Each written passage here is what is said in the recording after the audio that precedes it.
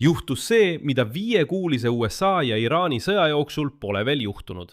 2 väikest Araabia monarhiat Pärsia lahe ääres, Kuveit ja Bahrein, lõid esimest korda ise Iraani pihta.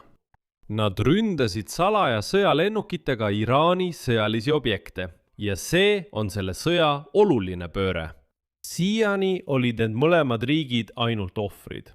Neid rünnati pidevalt, aga nad vaikisid. Nüüd nad ületasid piiri ja andsid vastulöögi Iraanile. Ja see pole veel kõik. Selle rünnaku kulisside taga seisavad Araabia Ühendemiraadid, kes andsid luureandmeid ja tagasid õhukatte. See tähendab, et enam ei ole tegemist üksiku riigiga, vaid kujunemas on Araabia monarhiate koalitsioon Iraani vastu. Veel kord, Bahrein ja Kuveit tõstsid õhku oma lennuväe ja andsid otsese löögi. Löök Iraani pihta ja Araabia Ühendemiraadid koordineerisid seda operatsiooni luure ja õhukatte abil. Ja samal ajal muudavad needsamad riigid praegu palavikuliselt kogu piirkonna energiatarnete kaarti, ehitavad torujuhtmeid, mis mööduvad Hormuzi väinast, et kuidagi pääseda Iraani löögi alt.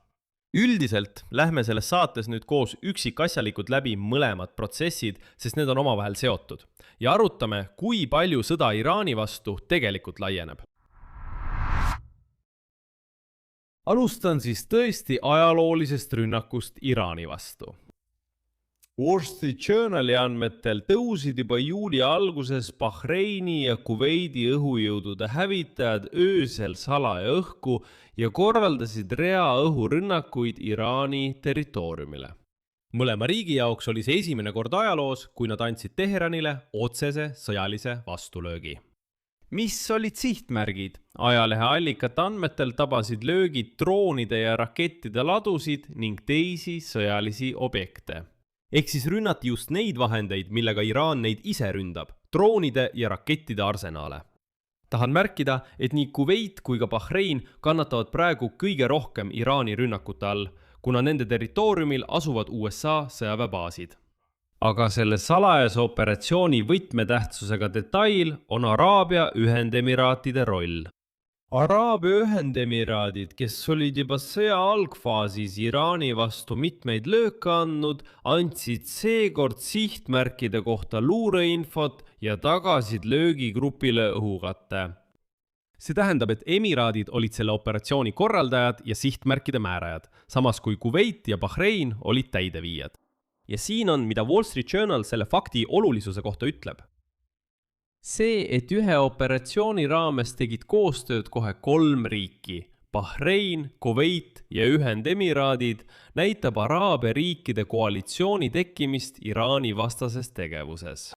Varem kaitses igaüks end ise, nüüd hakkavad nad tegutsema ühiselt ja see on oluline kogu piirkonna jaoks.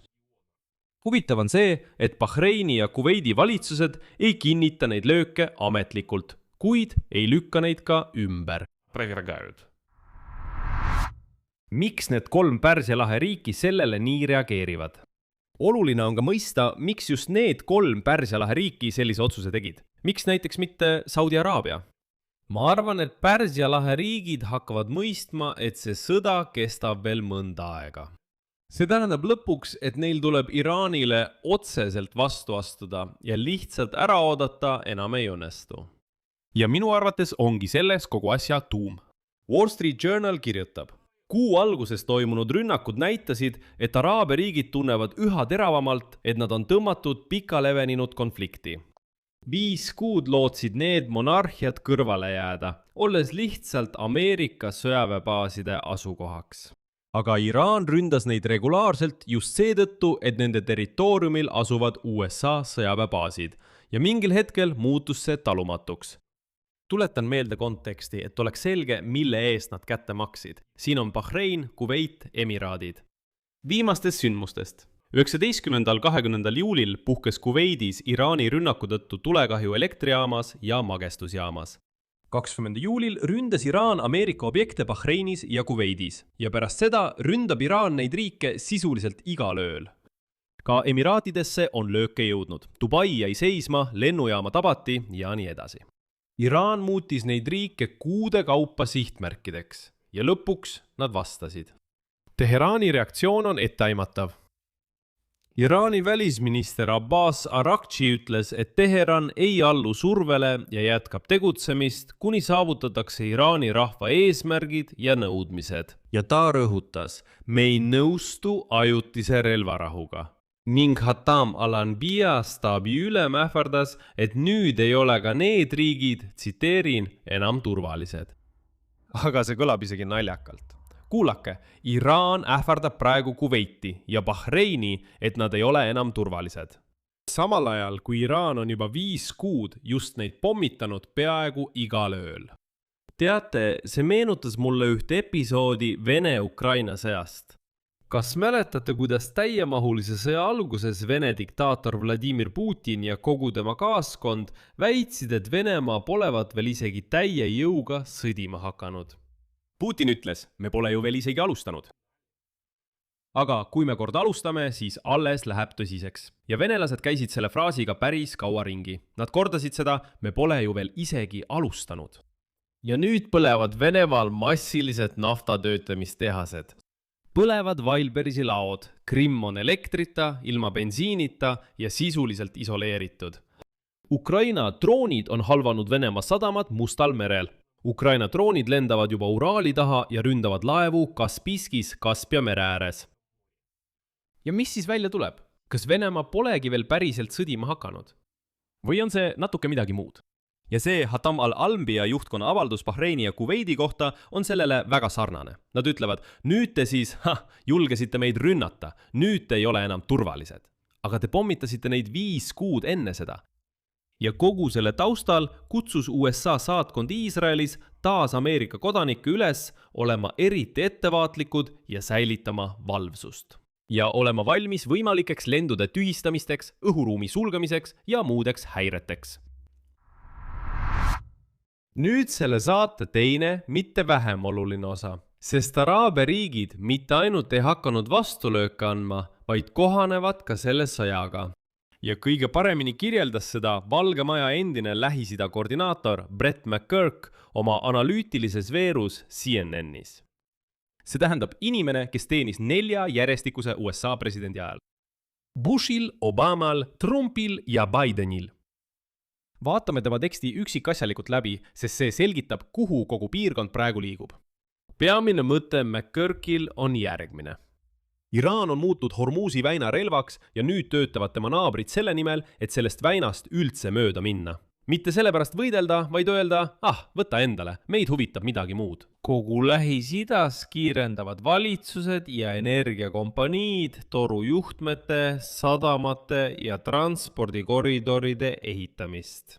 Need on projekteeritud nii, et naftat, gaasi ja kaupu saaks vedada Hormuzi väinast mööda, mitte selle kaudu. Vaatame lähemalt konkreetseid projekte, mida loetleb McGurk. Aga Araabia Ühendemiraadid.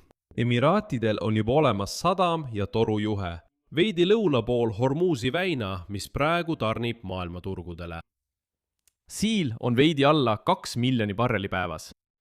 Emiraadid on välja kuulutanud ulatusliku laienemisprogrammi ning nad plaanivad selle võimsuse 2-kordistada juba 2027 aasta lõpuks.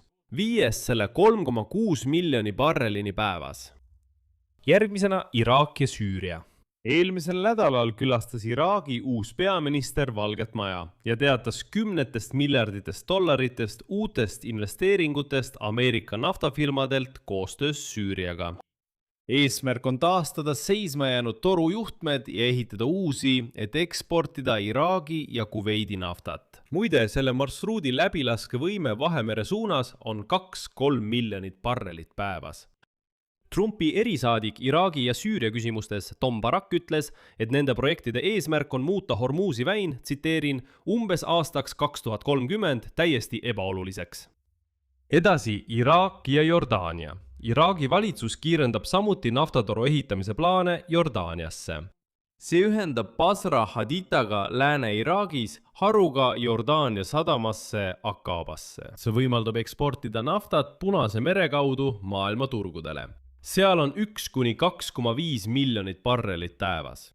Seda projekti on ammu arutatud, kuid just sel kuul teatasid Jordaania ja Iraak selle arendamise kiirendamisest. see öeldi otse välja. see on vastus kriisile Hormuzi väinas. Aga see pole veel kõik. Saudi Araabia arutab praegu põhjapoolset marsruuti tarnete jaoks. Samas Akaabasse või veelgi kaugemale põhja poole, läbi Türgi Vahemere äärde. Ja siin toob Makurk välja ajaloolise paralleeli. Pärast Nõukogude Liidu lagunemist pakkusid Ameerika Ühendriigid välja ambitsioonika torujuhtme läbi Aserbaidžaani, Gruusia ja Türgi Vahemere äärde. See on see kuulus Baku-Tbilisi-Ceyhani marsruut. Nii et see torujuhe viis Kaspia nafta Venemaast mööda, nüüd teevad Araabia riigid täpselt sama, aga juba Iraanist mööda. Praegu tehakse märkimisväärseid investeeringuid olemasolevate ümbersõidumarsruutide laiendamisse ja uute rajamisse. Need projektid vähendavad Iraani mõjuvõimu ja suurendavad ülemaailmsete tarnete stabiilsust. Ja just sellepärast, tähelepanu, Iraan soovib praegu kehtestada uue reegli. Hormuzi väina pantvangis hoidmise väärtus väheneb aja jooksul. Just sellepärast tahab Iraan võimalikult kiiresti hakata koguma läbipääsutasu, tasusid laevade läbipääsu eest. Selleks, et jõuda selle pealt teenida, sest varsti ei ole enam võimalik teenida. Ja nagu ütleb Makork, on see kogu sõjavõti. Kuni Hormuzi väin on ainus väljapääs naftale Pärsia lahest, hoiab Iraan kogu maailma kõrist kinni. Aga niipea kui ümbersõidutorustikud tööle hakkavad, kaotab tema peamine trumpväärtuse. Seetõttu Teheran kiirustabki. Tal on vaja Hormuzi väina blokaadist maksimum välja pigistada, kuni ümbersõiduteed pole veel valmis. Siiski on selles olukorras ka kainestav märkus. Torujuhtmed ei ole imerohi. Neid on samuti haavatavad Iraani odavate asümmeetriliste rünnakute, näiteks droonide vastu, nagu ka tankerid Hormuzi väinas. Goldman Sachsi hinnangul võivad piirkonna torujuhtmete võimsused 2028 aastaks katta üle 60% Pärsia lahe riikide sõjaeelsest naftaekspordi mahust. Kuid nad ei suuda täielikult asendada Hormuzi väina. See on pigem geopoliitiline kindlustus Hormuzi väinas tekkivate häirete vastu kui täisväärtuslik asendus. Tulemus. Esimest korda kogu sõja jooksul lõid väikesed Araabia monarhiad Kuveit ja Bahrein ise Iraani pihta ning Araabia Ühendemiraadid toetasid neid luuretoetuse ja kattega. See tähendab, et sõda ei ole enam ainult USA ja Iraani vastasseis. Sõtta on kaasatud tiirkonna riigid, moodustub isegi selline Araabia koalitsioon Teherani vastu. 5 kuud olid need riigid sihtmärgiks ja nüüd on neist saanud osalejad. Samal ajal kogu piirkond kohaneb uue reaalsusega.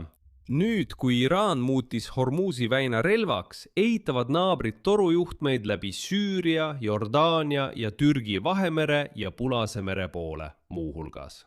Nagu Trumpi erisaadik ütles, on eesmärk muuta Hormuzi väin 2030. aastaks ebaoluliseks. Siin panen 3 punkti, kirjutage oma arvamus ja järeldused selle video alla kommentaaridesse, tellige kanal, vajutage kellukesele ja ärge unustage panna laiki. Sellega on kõik, hoidke end ja kõike head!